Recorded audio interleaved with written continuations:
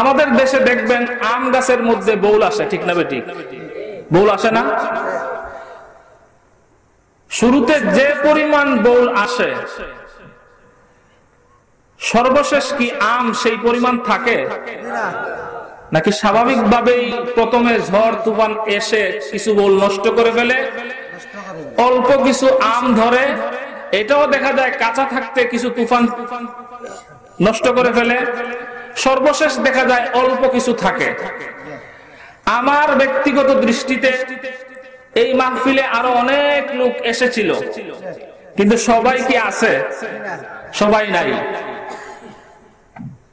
শেষ পর্যন্ত যারা থাকবেন তাদের জন্য সহিহ বুখারী শরীফের একটি হাদিস উল্লেখ করতে চাই। হাদিসে কুদসির মধ্যে এসেছে, আল্লাহ রাব্বুল আলামিন বলেন, তামাম পৃথিবীর মধ্যে একদল ফেরেশতা আছেন, উনাদের ডিউটি হলো শুধু ঘোরা। সুবহানাল্লাহ, সুবহানাল্লাহ। এদের ডিউটিটাই হলো শুধু ঘুরতে থাকে। যখন কোন মজলিস হয়, দ্বীনি মজলিস, ওই মজলিসের মধ্যে ফেরেশতারা আসেন, এসে তাদের জন্য রহমত মাগফিরাতের দোয়া করতে থাকেন। মাহফিল যখন শেষ হয়ে যায়, সহিহ বুখারী শরীফের মধ্যে এসেছে, মাহফিল শেষ হওয়ার পরে তারা ইয়াতাবাদারুন, প্রতিযোগিতায় লিপ্ত হয়, কে আল্লাহ পাকের কাছে আগে গিয়ে পৌঁছবে। সুবহানাল্লাহ, সুবহানাল্লাহ। আল্লাহ তাআলা জিজ্ঞাসা করেন, কি রে ফেরেশতারা, কোন জায়গা থেকে এসেছো এত তাড়াহুড়া? আল্লাহ, অমুক জায়গার মধ্যে এরকম একটা দ্বীনি মজলিস হইছে, ওই দ্বীনি মজলিসের মধ্যে আপনার কিছু বান্দা আপনার গুণগান এবং আপনার বিশ্বনবীর সম্মান নিয়ে আলোচনা করে, এই যে মজলিসের সুসংবাদটা আপনাকে দেওয়ার জন্য আমরা এসেছি। আল্লাহ তাআলা জিজ্ঞাসা করেন, ও আমার ফেরেশতারা, ওই যে মজলিসের মধ্যে যারা বসে রয়েছে তারা কি চায়? ফেরেশতারা উত্তর দেন, ও আল্লাহ, তারা তিনটা জিনিস চায়। কয়টা জিনিস? একটু আওয়াজ করে বলেন বাবারা, কয়টা জিনিস? তিনটা জিনিস চায়। এক নাম্বার, তারা জাহান্নাম থেকে মুক্তি চায়। আমাদের জাহান্নাম থেকে মুক্তির দরকার আছে না নাই? দুই নাম্বার হলো তারা জান্নাত পাইতে চায়। তিন নাম্বার হলো তারা আপনি আল্লাহকে দেখতে চায়, সেটা হোক জান্নাতে। আল্লাহ তাআলা জিজ্ঞাসা করেন, ও আমার ফেরেশতারা, তারা কি কোনদিন কি জাহান্নাম দেখেছে? না না, তারা জাহান্নাম দেখে নাই। তারা কি কোনদিন জান্নাত দেখেছে? না না, তারা জান্নাতও দেখে নাই। তারা কি কোনদিন আমি রব্বুল আলামিনকে দেখেছে? ফেরেশতারা বলেন, না না, আপনাকে তো দেখা সম্ভব না, আপনাকেও তারা দেখে নাই। তারপরও তারা জাহান্নাম থেকে বাঁচতে চায়, জান্নাত পেতে চায় এবং আপনি মাওলার দিদার পেতে চায়। আল্লাহ রব্বুল আলামিন তখন খুশি হয়ে ফেরেশতাদেরকে সাক্ষী রেখে বলেন, উশহিদুকুম আইয়ুহাল মালাইকা, ও আমার ফেরেশতারা, তোমরা সাক্ষী থাকো, সাক্ষী থাকো, সাক্ষী থাকো। ওই মজলিসের মধ্যে যারাই নাকি উপস্থিত হয়েছে, আমি আল্লাহ রব্বুল আলামিন তাদের জিন্দেগীর সমস্ত গুনাহ খাতা মাফ করে দিলাম। ফেরেশতারা বলেন, ওগো আল্লাহ, আপনি তো সব জানেন। এই মাহফিলে এমন কিছু লোক আছে যারা বাড়ি থেকে ওয়াজ শোনার নিয়তে বের হয় নাই, রাস্তা দিয়ে যাচ্ছিল তো মাইকের আওয়াজ শুনছে, তো রাত্রে ঘুম হয় না, চিন্তা করছে যেহেতু ঘুম হয় না রাত্রে, দীর্ঘ রাত্র করে প্রতিদিন ঘুমাই, আজকে যেহেতু কাম কাজ নাই, যাই মাহফিলে কিছুক্ষণ বসি। এই আসছিল, আসার পরে একের পর এক বয়ান শুনছে, এরপরে মাহফিল শেষে আবার চলে গেছে। এই লোকটা মাফ পায় কিভাবে? যেই লোকটা মাহফিলে আসার নিয়ত করে আসে নাই, এবং সবচেয়ে বড় যে জিনিস, ওরা তো দাগি দাগি আসামি, বড় বড় অন্যায় করে। তো এই বড় বড় অন্যায়কারীরা এরকম কিছু লোক আইসা এই মজলিসে আইসা বসলো, আর আপনি আমভাবে সবাইকে ক্ষমা করে দিলেন, এটার কারণটা কি? আল্লাহ রাব্বুল আলামিন বলেন হুমুল কওমু লা ইয়াশকা বিহিম জালিসুহুম। আল্লাহ রাব্বুল আলামিন বলেন ওই মজলিসে যারা এসেছে তারা এমন লোক যে তাদের পাশে যারা বসেছে হোক সে বড় অপরাধী, কিন্তু আমি আল্লাহ তাআলা ভালো লোকগুলোকে মাফ করার সাথে সাথে আমি আল্লাহ তাআলা ওই অপরাধী লোকদেরকেও মাফ করে দিলাম। মুহতারাম হাজিরিন, অল্প সময় আলোচনা করব। এমন একটা সূরা তেলাওয়াত করেছি যেই সূরা আমার মনে হয় তেলাওয়াত করার সময় আপনারা এই সূরাটা কোন সূরা বুঝে ফেলছেন, ঠিক না বেঠিক? সূরার নাম হলো সূরা কাউসার। আমাদের সমাজে আমরা যে সূরাটাকে ইন্না আতাইনা সূরা বলে ডাকি, কুরআনুল কারীমের মধ্যে 114 সূরার মধ্যে সবচেয়ে ছোট সূরা হলো সূরাতুল কাউসার। আমিও মানুষ ছোট, সূরাও ছোট, রাত্র হয়ে গেছে অনেক, অল্প সময়ে ছোট মানুষ ছোট সূরা নিয়ে কিছু কথা বলবো, আপনারা শুনবেন তো ইনশাআল্লাহ? একটু আওয়াজ করে বলেন তো, শুনবেন তো ইনশাআল্লাহ? ইনশাআল্লাহ।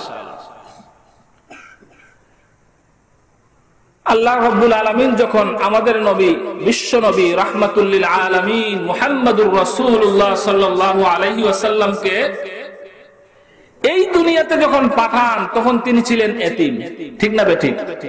ওনার আব্বাজান দুনিয়াতে ছিলেন না। আল্লাহ তাআলার একটা কেরেশমা, আজীব একটা কুদরতি হালাত হইল, আল্লাহ তাআলা যাদেরকে দিয়ে দিনের বড় বড় খেদমত নিবেন এদের মধ্যে কিছু লোককে আল্লাহ তাআলা দুনিয়াতে পাঠাইছেন এতিম করে। সুবহানাল্লাহ। এতিম করে বানায়া পাঠাইলেন, আবার তাদেরকে দিয়ে এই বিশ্বের মধ্যে আল্লাহ তাআলা দ্বীনে ইসলামের বড় খেদমত নিলেন। আমরা জানি ইমাম বুখারী রাহমাতুল্লাহি আলাইহির কথা, উনি ছিলেন এতিম। ইমাম ইবনুল জাওজি রাহমাতুল্লাহি আলাইহি ছিলেন এতিম। ইমাম শাফি রাহমাতুল্লাহি আলাইহি ছিলেন এতিম। এরকম বড় বড় ইমামদেরকে আল্লাহ তাআলা এতিম বানায়া পাঠাইছেন। আমাদের বুঝে আসুক আর না আসুক, এই বড় বড় লোকদেরকে আল্লাহ তাআলা কেন এতিম বানায়া পাঠাইলেন, আমাদের বুঝে আসলেও ভালো, না আসলেও ভালো, এটা আল্লাহ তাআলার একটা কুদরত। অনেক সময় আমাদের মধ্যে অনেক কিছু ঘটে যেগুলো আমাদের বুঝে আসে না যে এটা ঘটলো কেন। মাহফিল হচ্ছে, হঠাৎ করে বৃষ্টি, কিরে তাহলে কি আল্লাহ তাআলা কি মাহফিলের পক্ষে না? প্রশ্ন আসে না? আসে না? বুঝে আসুক আর না আসুক, বলতে হবে যে এটা আল্লাহ তাআলা ভালোর জন্যই করছেন, ঠিক না বেঠিক? মুহতারাম হাজিরিন, বিশ্বনবী এতিম হয়ে আসলেন, জন্মের কিছুদিন পর মাকেও হারালেন, এর কিছুদিন পর দাদাকেও হারালেন। এইভাবে বিশ্বনবী বিভিন্ন আঘাত প্রতিঘাত পেয়ে বড় হলেন। 40 বছর বয়সে যখন আল্লাহ তাআলা নবুয়ত দান করলেন, তখন নবীজি সাল্লাল্লাহু আলাইহি ওয়াসাল্লাম সাধারণ মানুষকে দ্বীনের দাওয়াত দেন। সাধারণ মানুষ নবীজির কথা শুনা, নবীজির জবানে কালামুল্লাহ তেলাওয়াত শুনা, কোরআন তেলাওয়াত শুনা দলে দলে মুসলমান হইতে লাগলো। সুবহানাল্লাহ। একদল লোক আছে দেখবেন যে মসজিদের মধ্যে সাধারণ মানুষ, গ্রামের সরল সহজ মানুষ আগে এক সময় নামাজে আসতো না, এখন নামাজে আসে। এখন মসজিদের মধ্যে আগে এক কাতার ভরতো না, এখন বড়ে। তো একদল লোক আছে দেখবেন যারা নাকি ওই যে লোকগুলো নামাজে যায় এগুলো নিয়ে টিটকারি মস্কারি করে, ঠিক না বেঠিক? তাদের হিংসা লাগে। এবং যদি একজন মদখুর তাবলিগে গিয়ে দাড়ি রাইখা ফেলে, যদি একজন গাঞ্জাখুর কোন একজন হক্কানি পীরের হাতে বায়াত হয়ে গাঞ্জা সাইরা ভালো হয়ে যায়, তাকে নিয়ে সমালোচনাটা বেশি হয় না কম হয়? বেশি হয়। যখন নবীজির দরবারে বিভিন্ন সাধারণ লোকগুলো আসে, আয়েশা যখন নবীজির কাছ থেকে যখন তারা আলোচনা শুনে, নবীজির দ্বীনের দাওয়াত যখন পায়, মুসলমান হয়, মুসলমানদের সংখ্যা যত বাড়ে, ইহুদি এবং তৎকালীন কাফের মুশরিকদের গায়ের জ্বালাপোড়াও তত বেশি বাড়তে থাকে। কারণ নবীজি ইসলামের দাওয়াত দিচ্ছেন আর দিন দিন মুসলমান হয়ে যাচ্ছে, এটা তাদের সহ্য হচ্ছে না। সংক্ষেপে বলতেছি, এক পর্যায়ে নবীজিকে তারা পাগল বলল, এক পর্যায়ে নবীজিকে তারা জাদুকর বলল, এক পর্যায়ে বলল কবি, বিভিন্ন ধরনের নাম রসুলকে দিল, বিভিন্ন আলোচনা সমালোচনা সব করার পরেও এদিক দিয়ে নবীজি বিয়ে করলেন, নবীজির সন্তান হইল। সন্তান হওয়ার পরে ছেলে সন্তান একজন নয়, দুইজন নয়, তিনজন ছেলে সন্তান আল্লাহ তাআলা নবীজিকে দান করলেন। আবার একে একে একে একে তিনজন সন্তানকে আল্লাহ তাআলা বিশেষ এক হিকমতে দুনিয়া থেকে উঠায় দিলেন। আল্লাহর নবীর ছেলে সন্তান যখন দুনিয়া থেকে আল্লাহ তাআলা উঠায় নিলেন, ওই সময় আস ইবনে ওয়াইল সহ মক্কার কাফের মুশরিকরা নবীজির নামে নতুন একটা কথা উঠাইলো। ও বন্ধুরা, এমন কথা যেই কথাটা নবীজির অন্তরে অনেক কষ্ট লাগলো। বলল যে নবীজি তো আপনার। আস ইবনে ওয়াইল বলে, আরে মুহাম্মদের কথা বাদ দাও, ওর তো ছেলে সন্তানই বাঁচে না, যদি নবী হইতো তাহলে তার সন্তান মরে কেন? আল্লাহ যদি তার পক্ষেই থাকতেন তাহলে তার সন্তান বাঁচে না কেন? মেয়ে সন্তান বাঁচে কিন্তু ছেলে সন্তান বাঁচে না, এটার কারণ কি? মুহাম্মদ দুনিয়া থেকে বিদায় হয়ে যাওয়ার পর এই জমিনের মধ্যে নামগন্ধ নেওয়ার কেউ থাকবে না। চিল্লায়ে বলেন নাউজুবিল্লাহ। উনি যদি কোনো বিপদে পড়ে তাহলে তার পাশে দাঁড়ানোর মতো তার কোনো সন্তান নাই। এই অপপ্রচার যখন মক্কার কাফের মুশরিকরা মক্কার অলিতে গলিতে করতে লাগলো, আল্লাহর নবী এই আওয়াজ যখন শুনলেন যে আমাকে আফতার বলে, আল্লাহর নবীর অনেক কষ্ট লাগলো। আল্লাহর নবী বিশ্ব নবী রাহমাতুল লিল আলামিন কষ্টের কারণে আকাশের দিকে তাকান যে কষ্ট লাগাবের কোনো ওহী আসে কিনা। আল্লাহ রাব্বুল আলামিন নবীজিকে সান্ত্বনা দেওয়ার জন্য আমি যে তেলাওয়াত করেছি যে সূরা, ওই সূরা আল্লাহ তাআলা নাজিল করে বিশ্ব নবীকে সান্ত্বনা দিয়ে বলেন, ইন্না আ'তাইনাকাল কাউসার। ওগো নবীজি, মক্কার কাফের মুশরিকরা আপনাকে পাগল বলেছে, আমি আল্লাহ প্রতিবাদ করেছি। আপনাকে জাদুকর বলেছে, আমি আল্লাহ প্রতিবাদ করেছি। যখনই মক্কার কাফের মুশরিকরা আপনাকে বিভিন্ন ধরনের কটূক্তি করেছে, আমি আল্লাহ প্রতিবাদ করেছি। এখন আপনাকে আফতার বলতেছে, নির্বংশ বলতেছে, এটা আমি আল্লাহ সহ্য করতে পারি না গো নবীজি। আমি আল্লাহ বিশেষ হিকমতে আপনার সন্তানকে নিয়ে গেছি। আপনি কোনো টেনশন করবেন না, আপনি কোনো টেনশন করবেন না।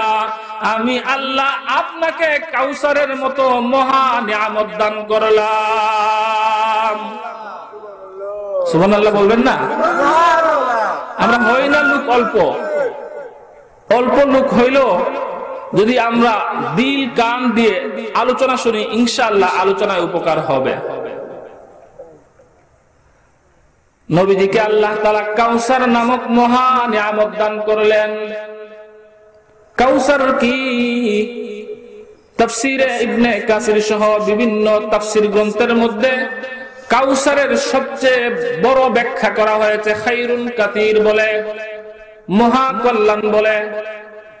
এই মহা কল্যাণের ব্যাখ্যা কি? এই মহা কল্যাণের মধ্যে কি কি পড়ে? মুফাসসিরিনে কেরামগণ কাউসারের 25 থেকে 30টা ব্যাখ্যা করেছেন। আমি ওদিকে যাব না, দু একটি ব্যাখ্যা বলে আলোচনা সামনের দিকে এগিয়ে নিয়ে যেতে চাই। ও বন্ধুরা, মক্কার কাফের মুশরিকরা নবীজিকে একটা অপবাদ দিল যে নবীজি যখন দুনিয়া থেকে বিদায় হয়ে যাবেন তখন নবীজির নামগন্ধ নেওয়ার মতো এই পৃথিবীতে কেউ থাকবে না। আমি আপনাদের কাছে জানতে চাই, আল্লাহর নবী 1400 বছর 1450 বছর আগে দুনিয়া থেকে বিদায় নিয়েছেন। দুনিয়া থেকে বিদায় নেওয়ার পরে আল্লাহর নবীর আলোচনা এই জমিনে আছে না নাই? আর একটু জোরে সুরে বলেন, আছে না নাই? সেই কথাটাই আমার আল্লাহ ডাক দিয়ে বলেন, ওগো নবীজি,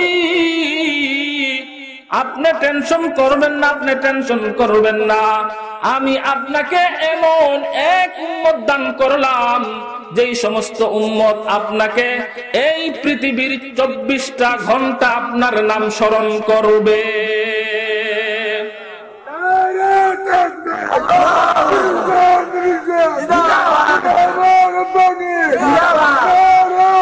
ও বন্ধুরা আমার, কিভাবে 24 ঘন্টা কিভাবে স্মরণ করবে? নবীর নাম এত সমুন্নত করেছেন, আজানের মধ্যে আমার নবীর নাম আছে না নাই?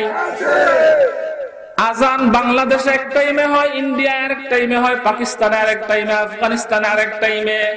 এইরকম করে আল্লাহ তাআলা পৃথিবীটাকে এমন ভাবে সাজাইছেন যে যখন বাংলাদেশে আজান হয় অন্য দেশে তখন আজান হয় না, আরেকটা দেশে তখন আজান হয় না, একটু পরেই আবার আরেক দেশে আজান হয়, একটু পরেই আবার আরেক দেশে আজান হয়। এমনি ভাবে আল্লাহ তাআলা পুরো পৃথিবীটাকে সাজাইছেন। আল্লাহর জমিনে 24 ঘন্টার এমন একটা টাইম যায় না যখন নাকি আল্লাহর জিকির এবং নবীজির আলোচনায় পৃথিবীতে হয় না।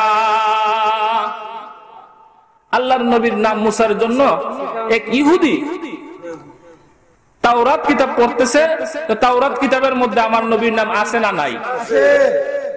একটু আওয়াজ করে বলেন, তাওরাত কিতাবে আমাদের নবীজির সুসংবাদ ছিল কিনা? ছিল। ইহুদির কাছে এই জিনিসটা খুব খারাপ লাগলো। কয় কিতাব হলো আমাদের, মুহাম্মদের নাম থাকবে কেন? খুলে পড়তেছে তো এক জায়গায় নাম পাইছে,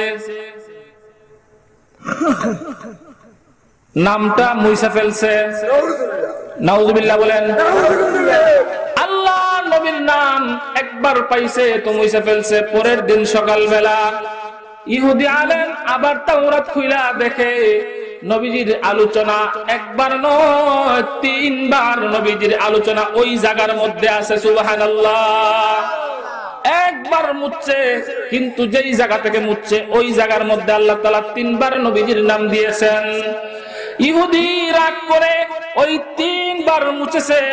পরের দিন সকালবেলা ওইটা দেখে 3 বার নয়, 4 বার নয়, 5 বার নয়, ইহুদি দেখে তাওরাত কিতাবের মধ্যে আল্লাহর নবীর নাম 9 বার উঠা রইছে। পরবর্তীতে ওই ইহুদি মুসলমান হয় আর বলে ওয়ারাফা'না লাকা যিকরাকের ব্যাখ্যা আমি যতটুকু বুঝেছি, ওয়ারাফা'না লাকা যিকরাক, আল্লাহ তাআলা নবীজির আলোচনাকে উঠায় ফেলছেন, সমুন্নত করেছেন। ও বন্ধুরা আমার, ইহুদি বলে, মুসলমান হওয়ার পরে ওই ইহুদি আলেম বলে, আল্লাহর নবীর নাম যদি আমি এইভাবে মুছতে থাকতাম, আমার তখন মনে হয়েছে আমি যদি ইহুদি নবীজির নাম যদি মুছতে থাকি, একটা সময় এমন হয়ে যাবে পুরাটা তাওরাত কিতাবে আমার নবীর নাম ছাড়া আর কোনো নাম থাকবে না। ওয়ারাফা'না লাকা যিকরাক, तकबीर में कलमा में नमाजों के अदा में, तकबीर में कलमा में नमाजों के अदा में है नाम इलाही से मिला नाम मुहम्मद, है नाम इलाही से मिला नाम मुहम्मद। আল্লাহ তাআলা সূরা কাউসার নাযিল করে নবীজিকে সান্ত্বনা দিয়ে বলেন, ওগো নবীজি, কাফের মুশরিকরা বলে আপনার নাম গন্ধ এই পৃথিবীতে থাকবে না, আমি আল্লাহ এই পৃথিবীতে আপনার নাম রাখবো। আপনার নাম ইকামতের মধ্যে আছে, আপনার নাম আজানের মধ্যে আছে, আপনার নাম নামাজের মধ্যে আছে, আপনার নাম আমি আল্লাহ। কোন একজন হিন্দু, কোন একজন খ্রিস্টান, বৌদ্ধ যদি মুসলমান হইতে চায়, আপনার নামের কালেমা না পইরা মুসলমান হইতে পারবে না।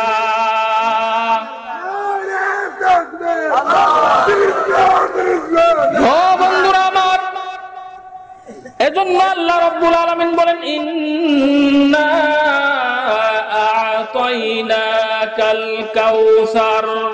কাফের মুশরিকরা বলে আপনার নাম পৃথিবীতে থাকবে না, আমি আল্লাহ তাআলা আপনাকে কাউসার নামক মহা নিয়ামত দান করলাম। মানে হলো আপনাকে এমন কিছু উম্মত দান করলাম যারা আল্লাহ তাআলার সাথে সাথে আপনি নবীর নাম বারবার উচ্চারণ করতে থাকবে, আলোচনা করতে থাকবে।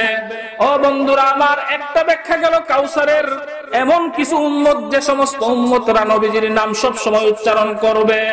2 নাম্বার ব্যাখ্যা হলো খায়রুন কাসীরের 2 নাম্বার ব্যাখ্যা, কাউসার নামক মহা নিয়ামতের 2 নাম্বার ব্যাখ্যা হলো, ও নবীজি কাফের মুশরিকরা বলে আপনি যখন বিপদে পড়বেন, আপনি বিপদে পড়লে আপনার পাশে দাঁড়ানোর কেউ থাকবে না, আপনি টেনশন করবেন না, টেনশন করবেন না, আমি আল্লাহ আপনাকে এমন কিছু সাহাবী দান করলাম যেই সমস্ত সাহাবীরা আপনার বিপদ আপদে এই সাহাবী তার জীবন পর্যন্ত দিয়ে দেওয়ার জন্য প্রস্তুত হয়ে যাবে।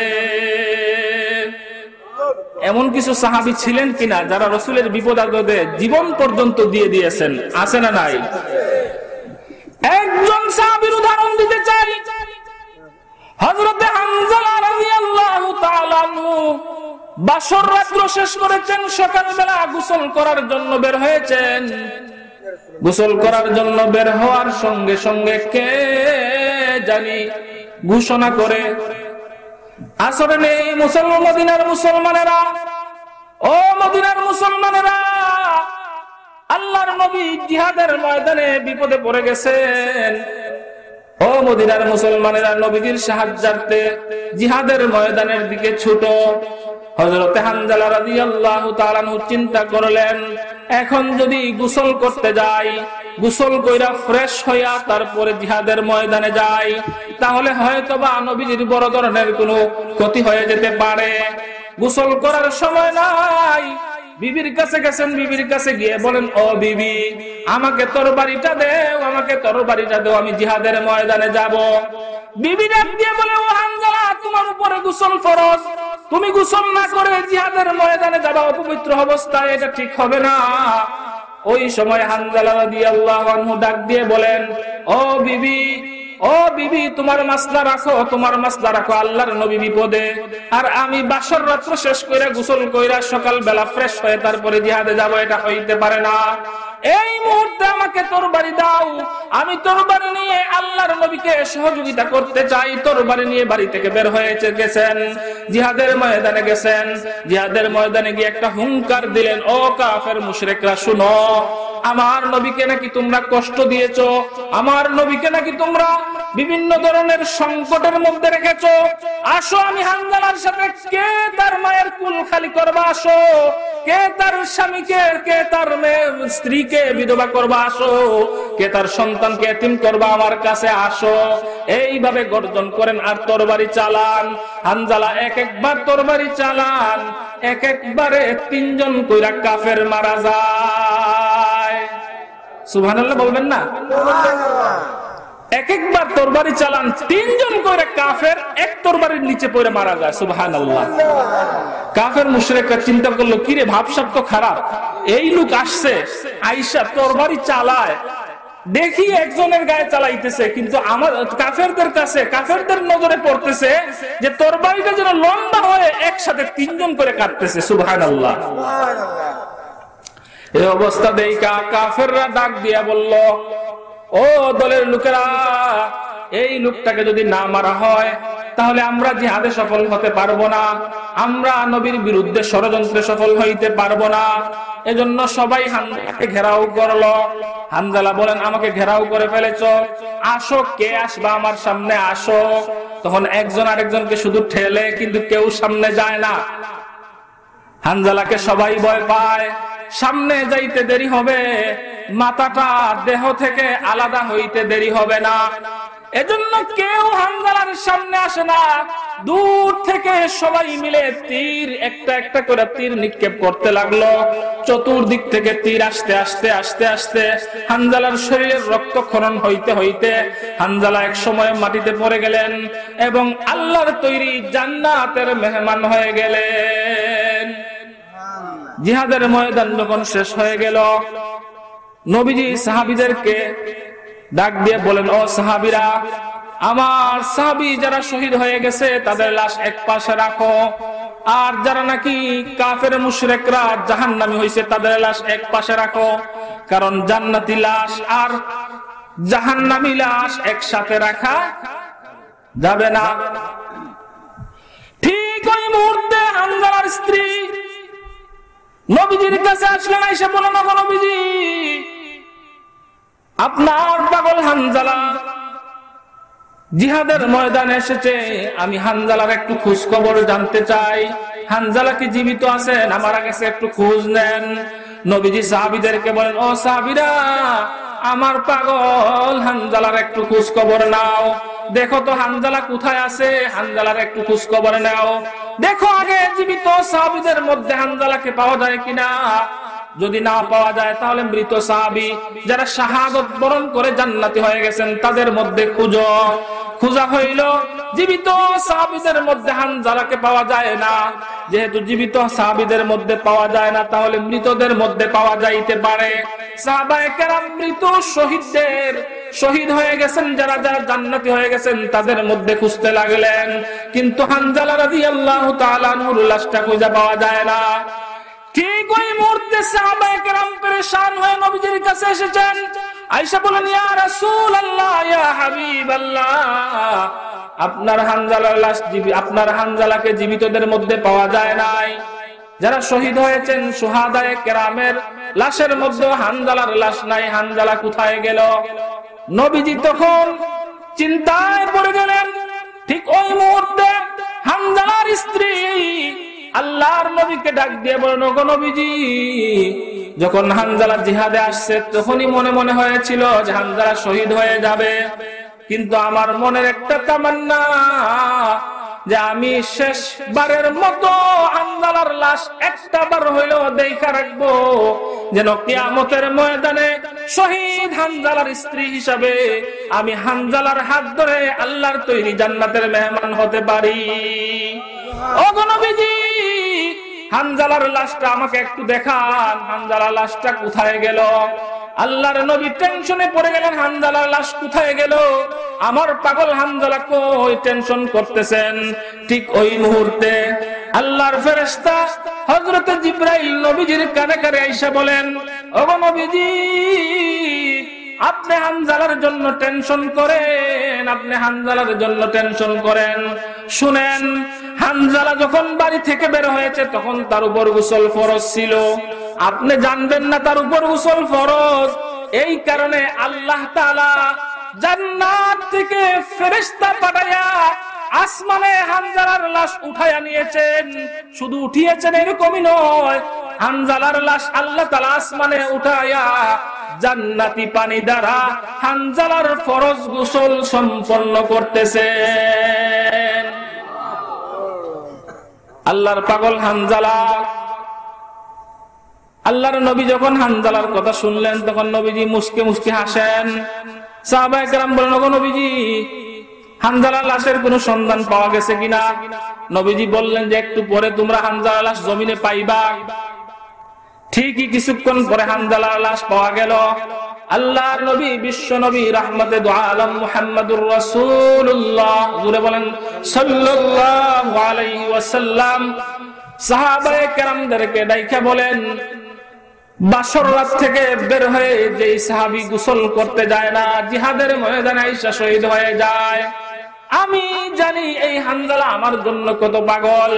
সুতরাং আমি বিশ্ব নবী হানজালার লাশটাকে সামনে নিয়ে আমি বিশ্ব নবী হানজালার জানাজার নামাজে ইমামতি করব। জোরে বলেন সুবহানাল্লাহ। নবীজি জানাজা ইমামতি করলেন। এরপরে দাফনের সময় নবীজি কবরের পাশে গেলেন। যখন হানজালাকে নামানো হয় ঠিক তখন নবীজি সাল্লাল্লাহু আলাইহি ওয়াসাল্লাম কবরের দিকে তাকায় রইছেন আর হাসতেছেন। জোরে বলেন সুবহানাল্লাহ। আমরা আমাদের আত্মীয়-স্বজন, বন্ধু-বান্ধব, একেবারে অপরিচিত যে কেউ যদি হয়, কেউ যদি মারা যায়, তার লাশ দাফনে রাখার সময় হাসি না কান্দি? কান্না না আসলেও মনটা খারাপ হয়।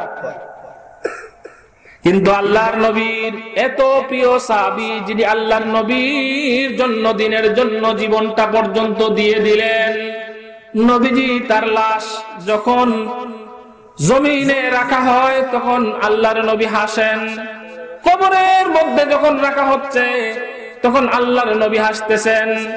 ঠিক ওই মুহূর্তে আল্লাহর নবীকে হযরত ওমর রাদিয়াল্লাহু তাআলা আনহু দাফন সম্পন্ন হওয়ার পর আল্লাহর নবীকে জিজ্ঞাসা করেন, ওগো নবীজি, কত সাহাবীর লাশ আপনি কবরে রাখলেন এবং কত সাহাবীর লাশ কবরে রাখাটা আপনি সচক্ষে দেখেছেন, কিন্তু আপনাকে হানজালার লাশ রাখার সময় হাসতে দেখেছি, অন্য কোন সাহাবীর লাশ রাখার সময় হাসতে দেখি নাই।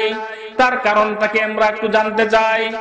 আল্লাহর নবী বিশ্ব নবী রাহমাতে দু আলম সাল্লাল্লাহু আলাইহি ওয়াসাল্লাম হযরত ওমর সহ উপস্থিত সাহাবায়ে কেরামদেরকে ডাইকা বলেন, ও ওমর, জেনে রাখো আমার হানজালা দ্বীনের জন্য, আমি নবীর জন্য, আল্লাহর জন্য এমন এমন কাজ করেছে, হানজালাকে যখন কবরে রাখা হয় আমি ওই সময় আমি নবীর নবুয়তি চোখ দ্বারা দেখতেছিলাম হানজালার লাশ হুরপরীরা গ্রহণ করার জন্য নাচা নাচি শুরু করে দিয়েছে। ইন্না আ'তাইনাকাল কাউসার। ওগো নবীজি, আল্লাহ তাআলা নবীজিকে বলেন, ওগো নবীজি, আপনি মন খারাপ করেন না, আপনাকে নির্বংশ বলছে। আমি আল্লাহ তাআলা আপনাকে এমন কিছু উম্মত দান করলাম যারা নাকি আপনার জন্য জীবন দিয়ে দিতে প্রস্তুত হয়ে যাবে। সুবহানাল্লাহ। কাউসারের এটা একটা ব্যাখ্যা। কাউসারের আরেকটা ব্যাখ্যা হইল হাউজে কাউসার। যেই হাউজে কাউসারের মূল উৎস হবে জান্নাতুল ফেরদাউস। সুবহানাল্লাহ। আর এই কাউসারটা জারি থাকবে কিয়ামতের ময়দান পর্যন্ত। সুবহানাল্লাহ। জান্নাতুল ফেরদাউসে যার উৎস এমন একটা হাউস, যে হাউসটার উৎস হলো জান্নাতুল ফেরদাউসে, কিন্তু এই হাউজের লাইন থাকবে কিয়ামতের ময়দান পর্যন্ত। আল্লাহর নবী বিশ্ব নবী রাহমাতুল লিল আলাম সাল্লাল্লাহু আলাইহি ওয়াসাল্লাম সাহাবায়ে কেরামকে বলেন, আমাকে আল্লাহ তাআলা হাউজে কাউসার দিয়েছেন। হাউজে কাউসার এমন একটা নহর, এমন একটা নদী, এমন একটা হাউস যার চতুর্পাশ আল্লাহ তাআলা সোনা রূপা মণিমুক্তা দ্বারা বেষ্টন করে রেখেছেন। জুড়ে বলেন সুবহানাল্লাহ। আমাদের আশেপাশে নদী আছে না নাই? নদীর পার মাটি থাকে, গোসল করতে নামলে পায়ে কাদা লাগে না? লাগে না? পায়ে কাদা লাগে। কিন্তু হাউজে কাউসার এত উন্নত মানের হাউস, যার পার হবে হাউস, যার পার হবে সোনা রূপা মণিমুক্তা দ্বারা বাধাই করা। পানিটা এমন হবে, আল্লাহ রাসূল সাল্লাল্লাহু আলাইহি ওয়াসাল্লাম বলেন, পানিটা এত স্বচ্ছ হবে, দুধের থেকেও সাদা, মধুর চেয়েও মিষ্টি। শুধু তাই নয়, মেশকে আম্বরের যে সুঘ্রাণ রয়েছে, হাউজে কাউসারের পানির মধ্যে মেশকে আম্বরের সুঘ্রাণ পাওয়া যাবে। সুবহানাল্লাহ। আল্লাহর নবী উদাহরণ দিয়ে বলেন, ও আমার সাহাবীরা, আকাশের তারকা গণনা করে শেষ করা যাবে কিনা? সাহাবায়ে কেরাম বলেন, না না, আকাশের তারকা গণনা শেষ করা যায় না। আল্লাহর নবী বলেন, হাউজে কাউসারে আমার প্রত্যেকটা উম্মতের জন্য আল্লাহ তাআলা পান পাত্র রাখবেন, গ্লাস রাখবেন, মগ রাখবেন পানি পান করানোর জন্য। একজনেরটা দিয়ে আর একজনে পান করবে না। আমি আল্লাহ আমি রাসূল প্রত্যেককে আলাদা আলাদা গ্লাসে হাউজে কাউসারের পানি পান করাবো। এর পরিমাণ, গ্লাসের সংখ্যা হবে আকাশের তারকা সম পরিমাণ। সুবহানাল্লাহ। আল্লাহর নবী আরো বলেন, কিয়ামতের ময়দানে আমি আমার উম্মতকে হাউজে কাউসারের পানি পান করাবো।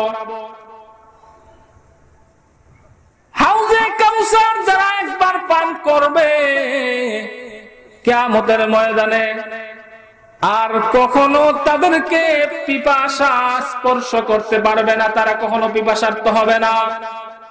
আল্লাহর নবী সাহাবীরা ডাক দিয়ে বলেন, ওগো নবীজি, কিয়ামতের ময়দানে হযরত আদমের উম্মত থাকবে, কিয়ামতের ময়দানে নূহের উম্মত মুসা আলাইহিস সালাতু ওয়াস সালাম সহ সমস্ত নবীজির সমস্ত উম্মতেরা থাকবে। ওই সময় আপনি যে আপনার উম্মতকে পান করাবেন চিনবেন কিভাবে? কারা আপনার উম্মত কারা আপনার উম্মত না, এদেরকে চিনবেন কিভাবে? আল্লাহর নবী ডাক দিয়ে বলেন, ও আমার সাহাবীরা শুনো, আমার আল্লাহ আমার উম্মতকে একটা আমল দিয়েছেন।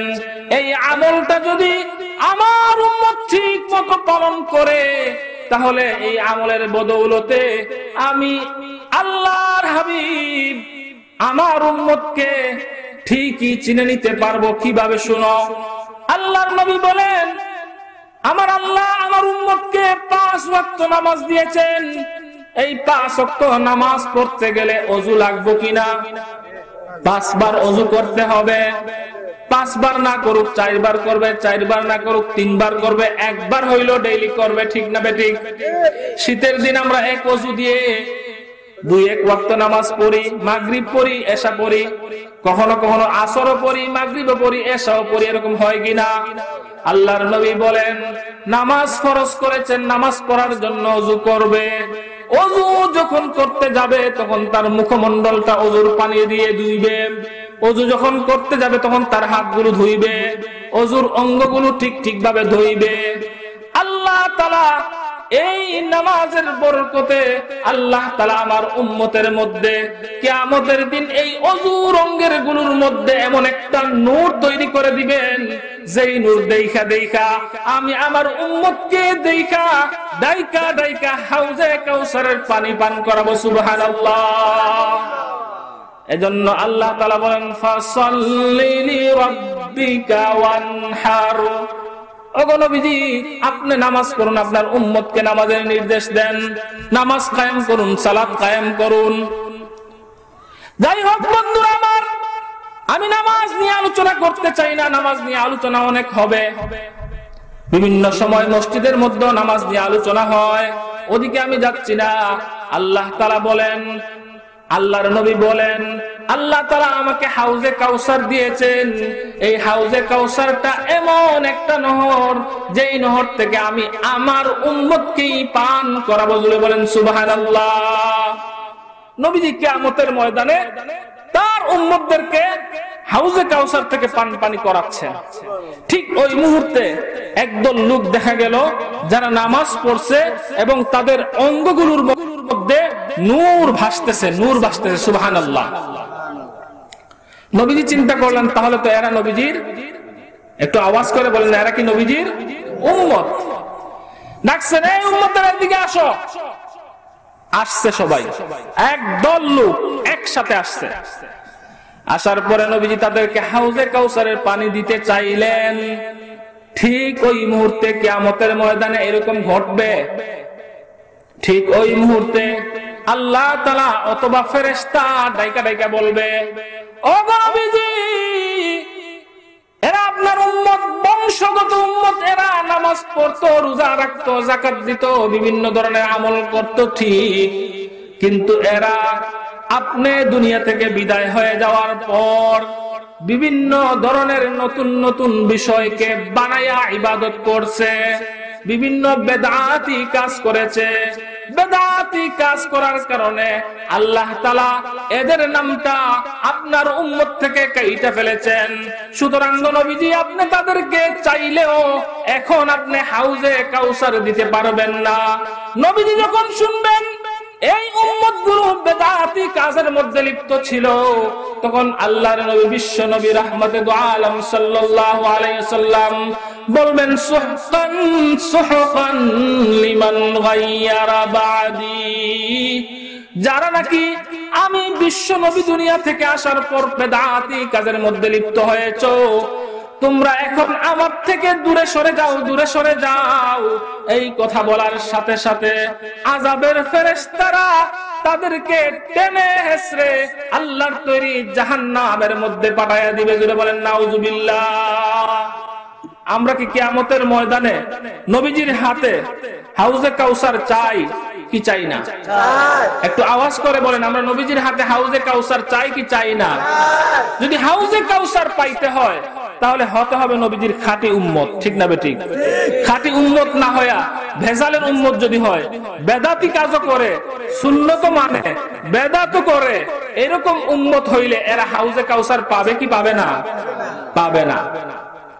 ও বন্ধুরা আমার, এজন্য এক নাম্বার হইল উম্মত হওয়া লাগবে হাউজে কাউসার পাইতে হলে। উম্মত কাকে বলে?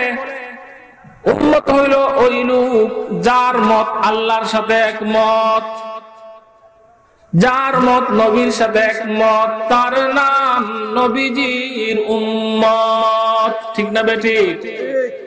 যার মত নবীজির সাথে একমত তার নাম নবীজির উম্মত, যার মত আল্লাহর সাথে একমত তার নাম নবীজির উম্মত। আমাদের অনেক সময় হয় আল্লাহর কুদরতি নিজাম অনেক সময় বুঝে আসে না, তখন আমরা আমাদের অজান্তেই এমন বলে ফেলি, আল্লাহ এরকম করলো কেন? বলি কি বলি না? এরকম হইলো কেন? ও বন্ধুরা আমার, আপনার আমার বুঝে আসুক আর না আসুক, বুঝতে হবে উসমে বিহি খায়ের হায়। উসমে বিহি খায়ের হায়ের ঘটনা জানেন? উসমে বিহি খায়ের হায়, এর মধ্যেও মঙ্গল আছে, এর মধ্যেও কি আছে? মঙ্গল আছে। সহজ ভাষায় আল্লাহ যা করেন ভালোর জন্যই করেন, আল্লাহ যা করেন ভালোর জন্যই করেন। এক বাদশা ছিল, সে হরিণ শিকারে গেছে উজিরকে সাথে নিয়ে, তো দৌড়তে দৌড়তে হরিণের পিছনে দৌড়ার সময় একবার উষ্টা খাইছে। উষ্টা বুঝেন তো আপনারা? একটু আওয়াজ করে বলেন, বুঝেন তো? উষ্টা খাইছে, উষ্টার সাথে সাথে তার নখের আঙ্গুলটা উল্টায় গেছে। ব্যথা পাইছে না পায় নাই? ব্যথা পাইছে না পায় নাই? ঠিক ওই সময় উজির কয়, আল্লাহ যা করেন ভালোর জন্যই করেন। রাগ উঠবে কি উঠবে না? বাদশার মেজাজ খারাপ হয়ে গেছে, ওরে ধরছে, কয় আয় আমার সাথে আয়, আল্লাহ যা করেন ভালোর জন্যই করেন, আমার এদিকে পা দিয়ে রক্ত পড়ে, ব্যথায় আমি বাঁচি না, আর তুই বলস আল্লাহ যা করে ভালোর জন্যই করে, তাহলে এক কাজ করে আমার সাথে আয়, দেখি আল্লাহ যা করে ভালোর জন্য করে কিভাবে। দায়িকা নিয়ে গেছে, গিয়ে পাইছে একটা বিশাল বড় গর্ত, যে গর্ত থেকে মই ছাড়া অথবা কারো সহযোগিতা ছাড়া উঠা সম্ভব না। পারে নিয়ে গিয়ে দেখে তো এই গর্তে যদি কেউ পড়ে তাহলে কি আল্লাহ যা করে ভালোর জন্য করে এটা বলবে? হ্যাঁ, আল্লাহ যা করে ভালোর জন্যই করে এটাই বলবো। ঠিক ওই মুহূর্তে ধাক্কা দিয়ে ফালায়, আল্লাহ যা করে ভালোর জন্যই করে। কাকে ফালাইছে? উজিরকে ফালাইয়া দিছে। ফালাই দিয়ে নিজে স্বীকার করতে গেছে, তুই এখানে থাক, আল্লাহ যা করে ভালোর জন্যই করে, যেহেতু তোর এটা ভালোর জন্যই হয়তো বা হইছে, তাহলে তুই থাক এখানে। তুই আমাকে যেহেতু কষ্ট দিলে, আমার বিপদের মুহূর্তে তুই বলস আল্লাহ যা করে ভালোর জন্যই করে। ওই বাদশা দৌড়তে দৌড়তে দৌড়তে দৌড়তে ওই হরিণ শিকারের জন্য দৌড়তে দৌড়তে দৌড়তে দৌড়তে তার নিজের এরিয়া সীমানা লঙ্ঘন করে অন্য এমন একটা দেশের মধ্যে গেছে যেখানের মধ্যে মানুষ ছিল মূর্তি পূজারী, তারা মানুষ বলি দিত। জুড়ে বলেন নাউজুবিল্লাহ। আমাদের দেশে হিন্দুরা পাঠা বলি দেয় কিনা? পাঠা বলি দেয় না? তো মানুষ বলি দিত। কিভাবে মানুষ বলি দিত? বৎসরের একটা মুহূর্তে তারা ওই জায়গায় দাঁড়ায় থাকতো, তারা যাকে পাইতো তাকে তারা ধরে নিয়ে তারা তাদের দেবতার নামে বলি দিত। ওই বাদশা যখন গেছে, ঠিক ওই মুহূর্তে তারা দাঁড়ায় রইছে। দাঁড়ায় যাওয়ার পরেই বাদশা তো সুখী পরিবারের ছেলে, সুখী পরিবার, নিজে ভালো খাইছে, শরীর স্বাস্থ্য ভালো, তো বাদশাকে ধরছে, ধরে কয় যে এই যে এটারে আমরা বলি দিব। নিয়ে গেছে, নিয়ে যাওয়ার পরে বিদেশে যাইতে হলে মেডিকেল টেস্ট আসেনি না? আসে না? মেডিকেল টেস্ট লাগে না? লাগে না? তো ওদের নিয়মে ওদের মেডিকেল টেস্ট হইলো যে আমরা যে মূর্তির নামে যে লোকটাকে বলি দিব, এই লোকটা হইতে হবে নিখুঁত, কোনো খুঁত থাকতে পারবে না। এই জন্য তারা মেডিকেল টেস্ট করে দেখলো যে তার পায়ের আঙ্গুলের নখটা উল্টানো, এটাতে সে আঘাত প্রাপ্ত। এজন্য তারা বলল নৌকের মধ্যে যেহেতু সমস্যা আছে, সুতরাং এই লোককে দিয়ে বলি চলবে না, এই লোককে ছাইরা দেও, অন্য লোক খুঁজো। জুড়ে বলেন সুবহানাল্লাহ। তখন বাদশা বলল ইসমে বিহি খায়ের হায়, আল্লাহ যা করেন মানুষের ভালোর জন্যই করেন। আমার উজির আমাকে বলার কারণে আমি আমার উজিরকে কষ্ট দেওয়ার জন্য একটা গর্তের মধ্যে ফেললাম। ওই সময় আমার বুঝে আসে নাই যে আমার আঙ্গুলটা কেন ভাঙলো, আঙ্গুলটার মধ্যে আমি কেন ব্যথা পাইলাম। ওই সময় উজির বলছিল আল্লাহ যা করে ভালোর জন্যই করে। এখন আমার পরিপূর্ণ বুঝে আসছে, সুতরাং দৌড়ে যাই, গিয়া উজিরকে আগে উঠাই। দৌড়ায় আসছে, দৌড়ায় এসে দেখে উজির গর্তের মধ্যে বৈশা রইছে।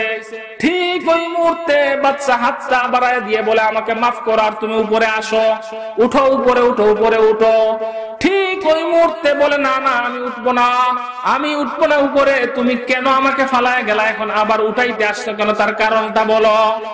শুনো, আমি এমন একটা এলাকায় গেছিলাম যারা আমাকে ধৈরা বলি দিতে চাইছিল, কিন্তু আল্লাহ যা করে ভালোর জন্য করে। তুমি যে কথাটা বলেছো এই কথাটাই সত্যি আমার বুঝে আসছে।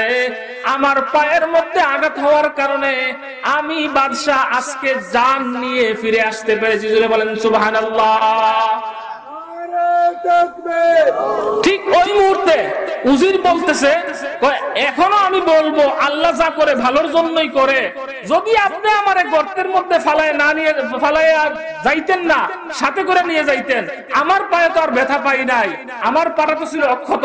দুইজনকে দইরা খুঁতের কারণে আপনাকে ফেরত দিত, কিন্তু আমাকে ফেরত দিত না।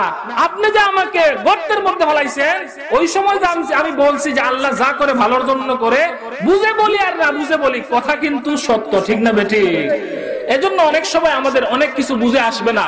আল্লাহর কুদরতি নিজাম এত সুন্দর যে আল্লাহর কুদরতি নিজাম নিয়ে যখন মানুষ কথা বলে তখন সে ইমানদার থাকতে পারে না, ঠিক না বেটি? এজন্য উম্মত হওয়ার জন্য প্রথম শর্ত কি?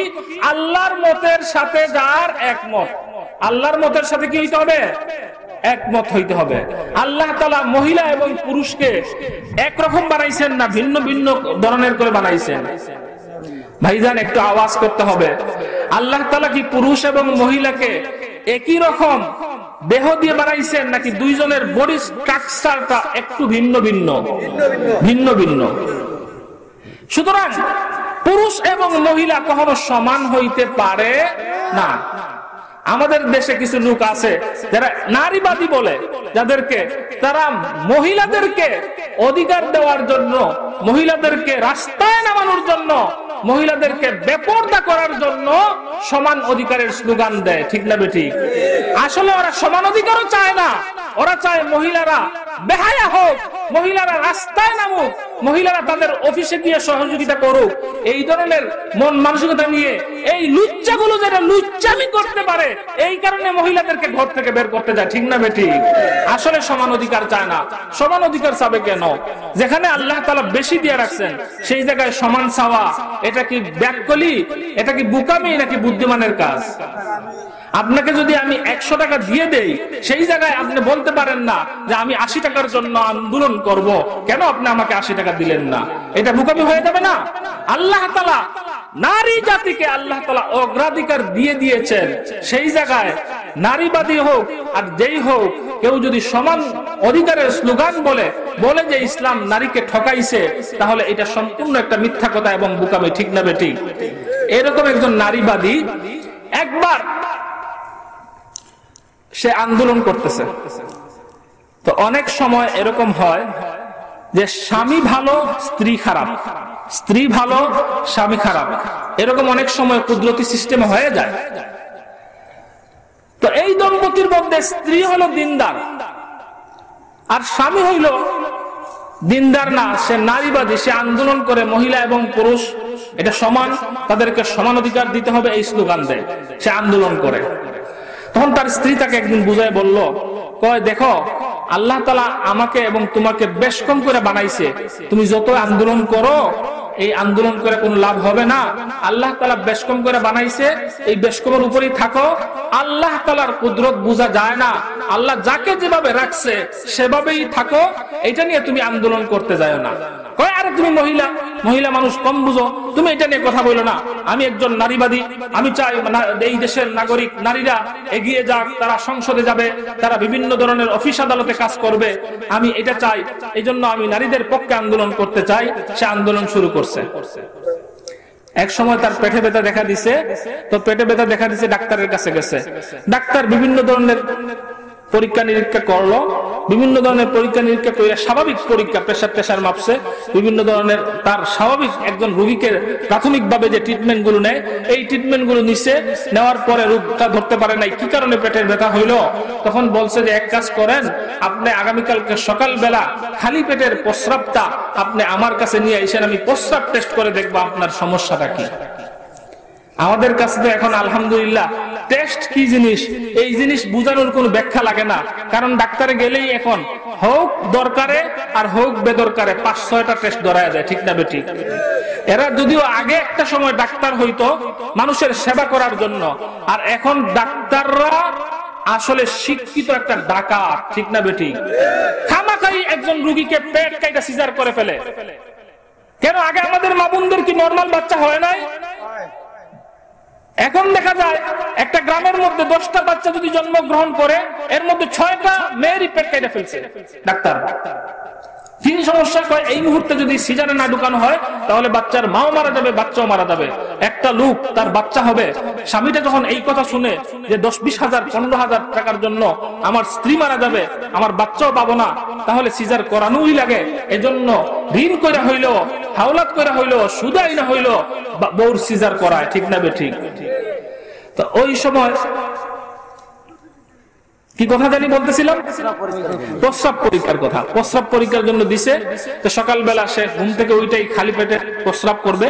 প্রস্রাব করতে বাথরুমে গেছে একটা বোতল নিয়ে, ওই বোতলের মধ্যে প্রস্রাব নিছে। প্রস্রাব নিয়ে বলছে এখন তো ডাক্তারে পাবো না, তো বিবির কাছে দিছে। বিবির কাছে দিয়ে বলছে যে এই প্রস্রাবটা হলো আমার খালি পেটের প্রস্রাব, কালকে ডাক্তারে গেছিলাম, ডাক্তার বলছে খালি পেটের প্রস্রাবটাকে আমি যেন নিয়ে যাই ডাক্তারের কাছে, ডাক্তার টেস্ট করে তারপরে আমার পরীক্ষা করে এই নির্ণয় করবে যে আমার রোগটা কি।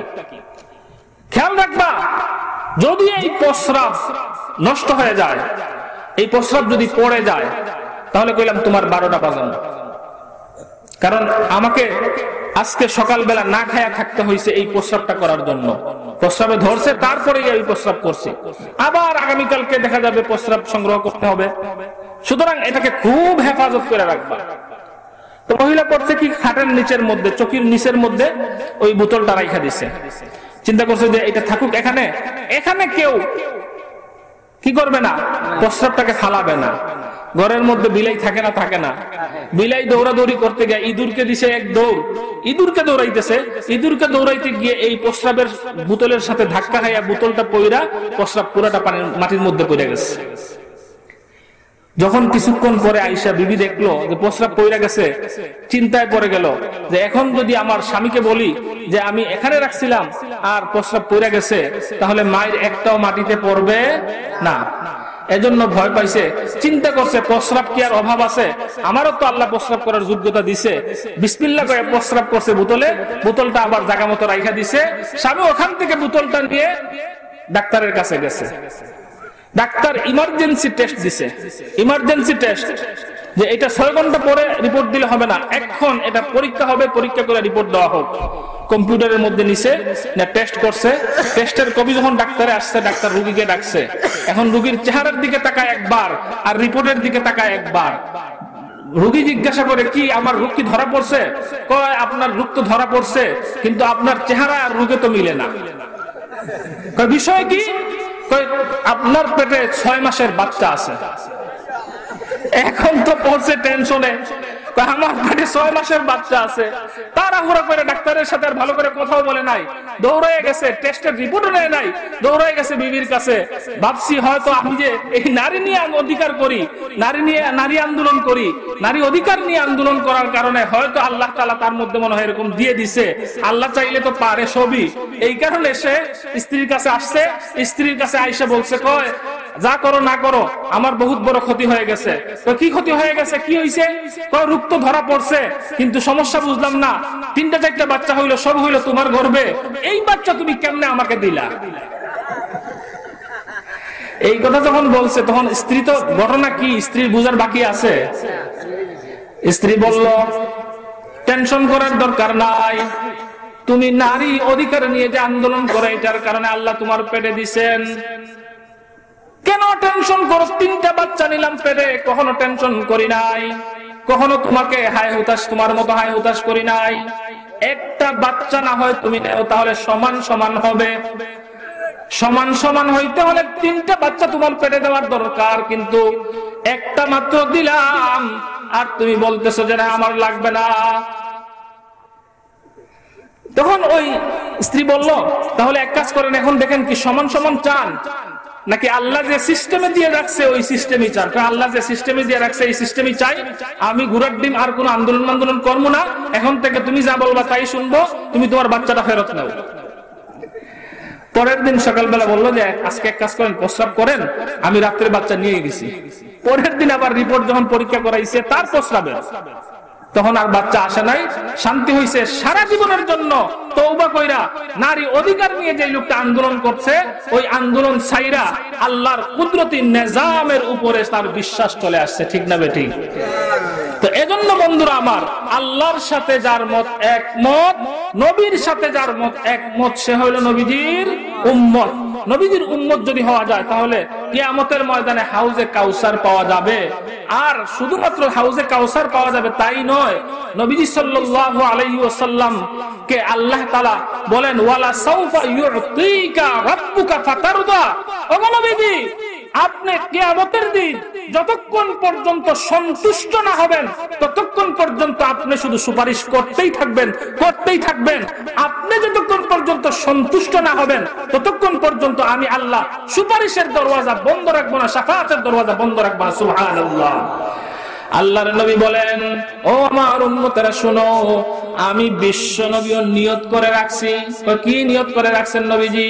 নবীজিও নিয়ত করে রাখছেন নবীজির একটা উম্মত জাহান্নামে থাকবে আর নবীজি জান্নাতে থাকবেন, তা হইতে পারে না। আল্লাহ নবী ডাক দিয়ে বলো, আমার উম্মতেরা শুনো, তোমরা যদি সত্যিকার অর্থে আমি বিশ্ব নবীর উম্মত হইতে পারো, তাহলে আমি নবীজি আমার উম্মত সবগুলোকে, তুমি যদি উম্মত হও, তোমার আমলের কারণে যদি জাহান্নামেও যাও, আমি বিশ্ব নবী একজন একজন করে আমার খাঁটি উম্মত গুলোকে অবশ্যই অবশ্যই সুপারিশ করে আল্লাহর তৈরি জান্নাতের মেহমান বানায়া দিব। লিকুল্লি নাবিয়্যিন দাওয়াতুন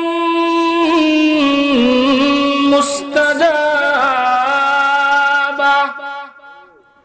ফাতাআজ্জাল কুল্লু নাবিয়্যিন ফি দাওয়াতিহি। আল্লাহ তাআলা প্রত্যেক নবীকে একটা মুস্তাজাবা দোয়া দিয়েছেন, এমন দোয়া যখন যেভাবে যার জন্য করবেন আল্লাহ তাআলা কবুল করবেন, এরকম একটা বিশেষ পাওয়ার প্রত্যেক নবীকে দিয়েছেন। আল্লাহর নবী বলেন ফাতাআজ্জালা কুল্লু নাবিয়্যিন, প্রত্যেক নবী দুনিয়াতে থাকা অবস্থায় তাদের এই দোয়াটা করে ফেলেছেন, আল্লাহ কবুলও করেছেন। মুসা আলাইহিস সালাম দোয়া করছেন, আল্লাহ কবুল করছেন। আদম আলাইহিস সালাম দোয়া করছেন, আল্লাহ কবুল করছেন। ওই বিশেষ পাওয়ারের দোয়াটা ঈসা আলাইহিস সালাম তার দোয়া করেছেন, ওয়া ইন্নিখতাবাতু দাওয়াতি শাফাআতান লি উম্মতি, আমি আমার উম্মতের সুপারিশ করার জন্য, শাফাআত করার জন্য আমি বিশ্ব নবী আমার দোয়াটাকে রিজার্ভ করে রেখে দিয়েছি। জুরে বলেন সুবহানাল্লাহ। কিয়ামতের ময়দানে যখন ভয়াবহ পরিস্থিতি হবে, ওই সময় সমস্ত নবীর সমস্ত উম্মতেরা মিলে আল্লাহর নবী হযরত আদম আলাইহিস সালাতু ওয়াস সালামের কাছে যাবে, গিয়ে বলবে, ওগো বাবা আদম, আপনি একটু আল্লাহর কাছে সুপারিশ করুন, আপনি একটু সুপারিশ করুন যেন বিচার কাজটা শুরু হয়ে যায়। বিচার কাজ হইলে তারপরে যদি ফয়সালা হয় জাহান্নাম, জাহান্নামে যাব, জান্নাতের পাশে জান্নাতে যাব। কিন্তু কিয়ামতের ভয়াবহ পরিস্থিতিতে আমরা আর থাকতে চাই না। একটা বছর নয়, দুইটা বছর নয়, দুনিয়ার বছরে 50,000 বছরের সমান বছর চলে গেছে। আমরা এই পরিস্থিতি থেকে রেহাই চাই। আপনি আবুল বাশার, সমস্ত মানব জাতির আদি পিতা, আপনি আল্লাহর কাছে একটু সুপারিশ করেন। ঠিক ওই মুহূর্তে আদম নবী বলবেন, ইন্নী লাস্তু লাহা, বুখারী শরীফের হাদিস, ইন্নী লাস্তু লাহা, আমি এটার যোগ্য নই, আমি এটা পারবো না, আমার মামলা আছে, আমার মামলা আছে। আমি যদি আল্লাহর কাছে যাই, আল্লাহ তাআলা যদি বলেন তুমি সমস্ত নবীর সমস্ত উম্মতের সুপারিশ করার জন্য এসেছো, তোমাকে যে আমি আল্লাহ নিষেধ করেছিলাম গন্ধম ফল খাইও না, কেন গন্ধম ফল খাইলা? আসো আগে তোমার বিচারটা আগে করি, তারপরে তাদের বিষয় নিয়ে ভাবা যাবে, তাহলে আমি আটকা পড়ে যাব। এজন্য আদম নবী বলবেন, আমি এটা পারবো না। ওয়া আলাইকুম বিনূহ, তোমরা নূহ আলাইহিস সালাতু ওয়াস সালামের কাছে যাও। সমস্ত নবীর উম্মতেরা মিলে নূহ আলাইহিস সালাতু ওয়াস সালামের কাছে যাবে, নূহ আলাইহিস সালাতু ওয়াস সালাম বলবেন আমি পারবো না, আমার মামলা আছে। সবাই মিলে তখন নূহ আলাইহিস সালাম বলবেন ওয়া আলাইকুম বিইব্রাহিম, তোমরা ইব্রাহিমের কাছে যাও। এই রকম একে একে ইব্রাহিম নবী ফিরায় দিবেন। ইব্রাহিম নবী বলবেন মুসার কাছে যাও, মুসা ফিরায় দিবেন। মুসা বলবেন ঈসার কাছে যাও, ঈসাও ফিরায় দিবেন।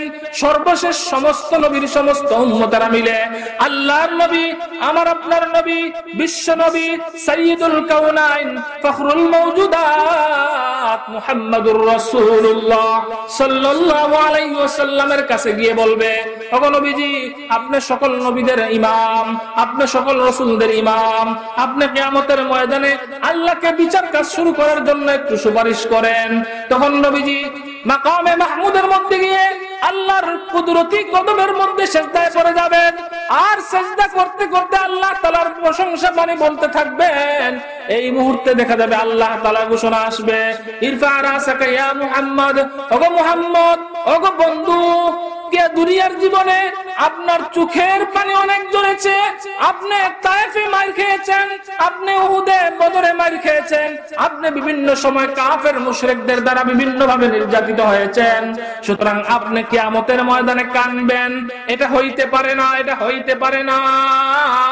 আপনি মাথা উঠান, আপনি যা চাইবেন, যাদেরকে চাইবেন তাদেরকে সুপারিশ কইরা আমার তৈরি জান্নাতের মেহমান বানায়া দেন। জোরে বলেন সুবহানাল্লাহ। আমরা কি নবীজির সুপারিশ, শাফাআত এবং হাউজে কাউসার, এই হাউজে কাউসার এবং সুপারিশ পাওয়ার জন্য এক নাম্বার সবচেয়ে বড় শর্ত হলো নবীজির উম্মত হওয়া। আল্লাহ তাআলা আমাদেরকে সূরা কাউসার থেকে যে আলোচনা করলাম সেই আলোচনাটুকু আমল করার তৌফিক দান করুক, নবীজির খাঁটি উম্মত হয়ে দুনিয়া থেকে বিদায় নেওয়ার তৌফিক দান করুন। সকলে বলেন আমিন।